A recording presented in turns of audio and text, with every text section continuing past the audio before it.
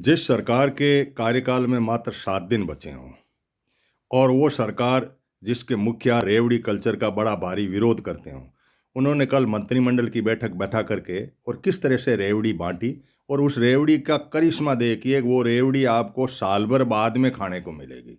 कोई 2 साल बाद में किसी की योजना को 2026 31/3/2025 तक गैस की सब्सिडी बढ़ा दी गई। जब आप आओगे तब कोई देना पड़ेगा 10,000 12,000 करोड़ रुपए, इसके 10 करोड़ लोगों के लिए हमने रख दिए, तो कोई उसका मायना नहीं।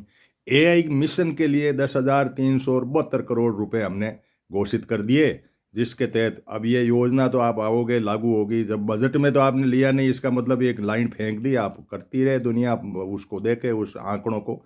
कच्चा जूट एमएसपी पे खरीद लेंगे। खरीद कब लोगे? आपके तो 7 दिन बचे हैं। पूर्वांचल राज्यों के अंदर 8 राज्यों के अंदर उन्नति योजना के तहत हम जो है इस तरह से इंडस्ट्री का डेवलपमेंट कर देंगे, पूर्वोत्तर को लिफ्ट करने के लिए, एमएसपी में बंगाल को करने के लिए, और गवर्नमेंट के नौकरों को 4% डीए और पेंशनर जो हैं रिटायर हो चुके हैं उनको 4% डीए की घोषणा कर दी।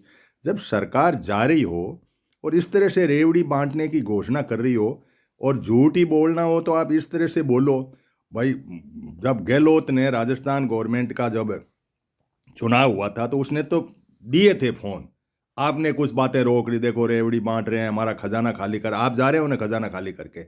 इसलिए जनता को इन बातों को समझना पड़ेगा कि कथनी और करनी में जिन सरकारों का इस तरह से हो और हमारे पैसों का दुरुपयोग हो करके आप हवाई जहाज उठाओ और लेकर के जहाँ चाहो और शिलान्यास कर दो। शिलान्यास में तो एक पत्थर लगता है, आपको एक मीटिंग करनी होती है, भाषण देना होता है, इससे ज़्यादा आप क्या कर लेते हो? तो इन्हीं बातों को समझना बहुत ज़रूरी है। धन्यवाद।